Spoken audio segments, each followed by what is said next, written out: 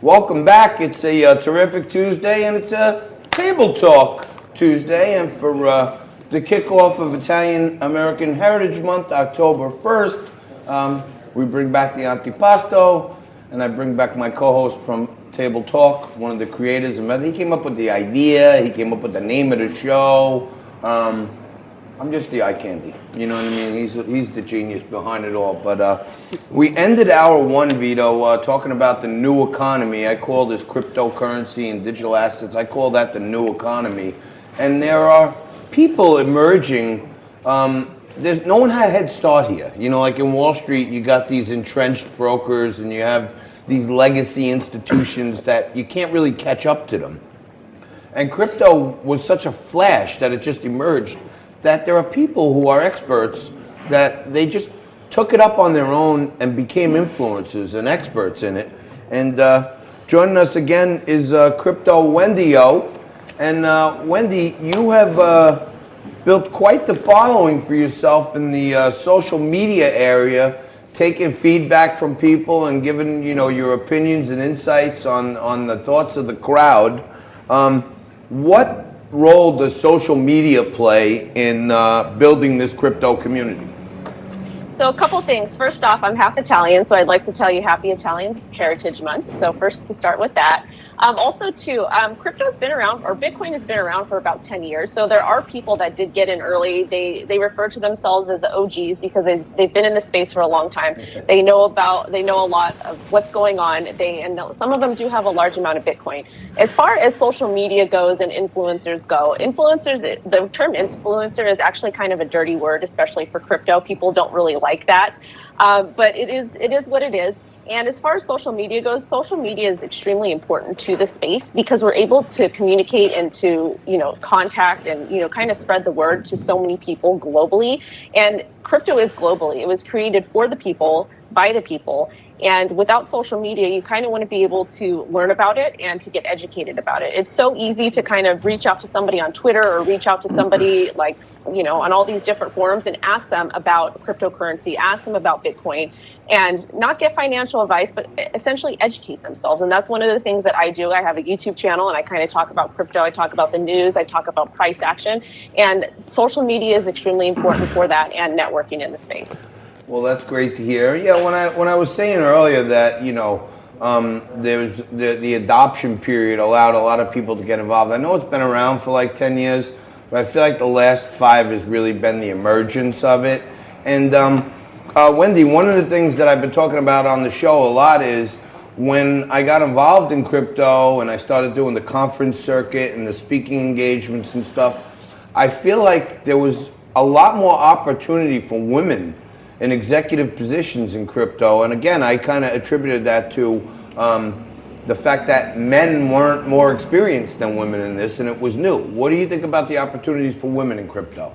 I think that there's equal opportunity for everybody. Most people that are in crypto, they are libertarian. So I think just as long as you're willing to learn, it's just as long as you're willing to kind of take your education or take your experience outside of the space and bring it in, there's opportunity for everyone. You just have to really work hard at it and kind of take what you're good at and run with it, because it is so new. So in light of that, when back to the regulatory side, you've been experienced, and one of the reasons, right, this took off about 10 years ago is no coincidence, because the world economy came to a sudden halt and collapsed because many of the central thinkers allowed it to get to that point.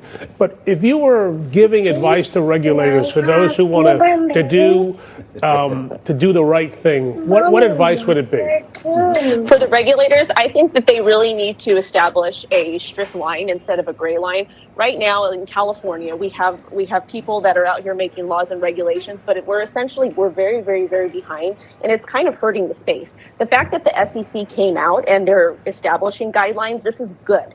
So the Congress, the IRS, the SEC, they all need to work together, and they all need to establish they need to establish much more than a gray line, because when you don't have that's my daughter. Wendy, you're training her already. You're getting more women into crypto as we speak, I see. We definitely are. So I get to be, because of cryptocurrency and Bitcoin, I get to be, and I will get you peanut butter and berries. So because of cryptocurrency, I get to stay at home, and I get to be a stay-at-home mom, which is really, really awesome. And I get to have these special moments, which is great. But back to the law question, we need to establish much more than just a gray line. We need to actually establish laws and regulations so companies have guidelines so that they don't end up paying these $24 million fines. All right. Well, so who's the special guest? Yeah. What's your daughter's name, Wendy? Would you like to say hi? Hi, Oh, say hey. What's her name? Do you want to tell everyone what your name is? Waylon. Waylon. Nice. Her name is Waylon, and who's your favorite singer? Let me guess. Her favorite singer is Willie Nelson. Willie Nelson. All right. Well, we're gonna let you On get the back road to again. We're All gonna right. let you get back to momhood. But thank you so much for your contributions today. Thank you for Waylon for her first appearance here on Liquid Lunch, and we'll check back Hello. in with you soon, Wendy. Hi, Thank Waylon. you very much. Really Awesome. appreciate it. Thank you guys so much for having me on. All Okay, right. say You're bye-bye. welcome. You're great. Get Bye. the- Bye, Thanks. Waylon. I get the Bye. peanut butter and berries. All right. Yes, sir. So there you have it. We were getting some great insights from Wendy, but as they say, you never want to go up against kids or animals because the kids always steal the show. And once Waylon came in, it's over for us. Now when the segment gets broken up like that, I need to pour a drink and maybe have a quick cocktail or something. But Vito, there's a lot going on out there with crypto. I mean, Wendy's like, she doesn't like the word influencers, but a lot of what's happening with the whole community around crypto is happening thanks to social media. Yeah, I think, and that's right. It's a natural extension of crypto. They sort of go hand in hand. They want to be unfiltered. They want to, basically create their own set of rules. And with that comes, as we said earlier, with that comes the potential for risk and being slapped from a regulator who feels that somebody took abuse or took advantage of somebody else. That's why I hope the sooner the better. If we embrace in this space, this is how you do it and do it right. I mean, that's what I think is all about when it comes to government. To give people clear, concise, simple rules to understand. It's when You don't want a little super I've sour? actually had too much dry sausage and pepperoni. You're over your limit already? I'm not over your my limit, but pepperoni I'm limit? actually trying to pace it. Well, to pace. our buddy from Freddy's is probably watching, and he's probably going to say that you're not eating it. So people. No, I'm not eating enough, Freddie. I am eating it, Freddie. I am eating it. I You just haven't enough. you would have some good insights on this too, but recently Facebook announced that they were coming out with their own cryptocurrency called the Libra coin. Right. And it's not technically a cryptocurrency like Bitcoin, it's called a stable coin. So it's actually, you put money up and you buy some of their coins, but it's back. They reserve your money and they give you these coins to trade with each other. And it eliminates like merchant processing fees, like that 3%. It eliminates bank transaction fees, ATM fees, because people can deal in a more peer-to-peer network. And both Donald Trump and the Democrats are in agreement on something. Everyone wants to put a halt to Facebook having their own cryptocurrency. And to me, my perception of that has been that's the bank lobby out there, putting pressure on everyone that crypto is an existential threat to all these fees that they hammer us with. Right, so there are renters along the continuum. There are people who sort of take a little piece along the way. If you and I want to do a simple exchange, we've developed a system that more often than not has people participating in that system and taking a cut. Some Patrick people Byrne called them rent seekers. Yeah, rent seekers. Some people will call it a VIG. They all want their VIG because they're part of that process, and that process doesn't always work, right? And so when this sudden change disruptor, let's call it, comes on the scene, the incumbents take a position of, oh, wait a minute, I've invested a lot in this. There's a potential that I may not get my rent. I may not get my cut if this thing takes off. Maybe on a retail level, it's Amazon and the disruptive nature that it took to brick and mortar stores. Some have survived, some have suffered. That's the marketplace, if you agree, that the marketplace should exist. So with respect to what your point is I think a lot of folks are concerned that let's put the brakes on this as it relates to Facebook and Libra. Let's put the brakes until we figure it out. Maybe we can buy them. Maybe we can come up with an alternative, or maybe we can stop them in their tracks, scaring people.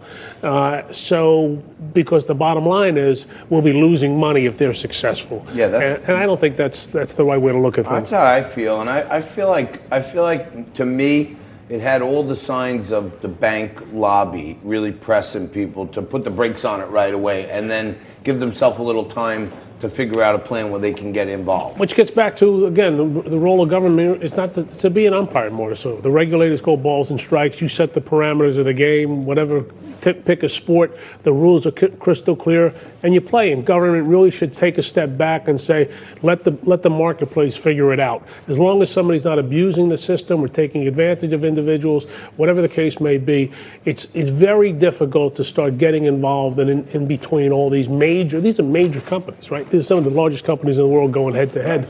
And we should sit on the sidelines and say, let them fight it out. Yeah, and listen, in our final minute, being that I'm on a little lobbying rant, 200 some odd people have apparently come down with an illness because of these vapes. And suddenly states across the nation are banning vapes. But yet not a word is said about thousands of people a day that die from regular cigarettes. Is that the lobby also? It could be, right? So I think this whole notion of the discussion of vape, you never take anything for granted. People who are ill, and I think it's over 800, and people who suffered in the ultimate way. But any study that has come out to date really points to the illicit or black market. Right? Everybody who's been injured, it seems, have bought some of this stuff off the black market, have bought fake products, have manufactured on their own. It's the old, like, back alley. In the vaping space, there's a legitimate conversation to have, say, compared to what? Is vaping better than big tobacco? Right.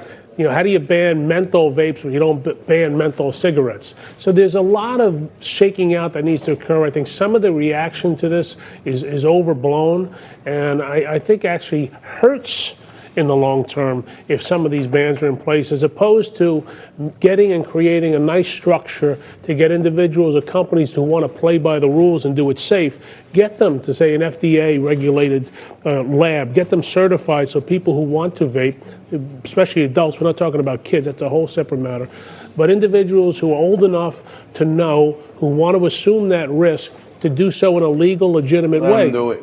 Let them do it. All right. We're going to let you take a quick break and stay tuned right after this. Coming back with Republican strategist Jen Kearns, contributor to Hill and former head of the California Republican Party.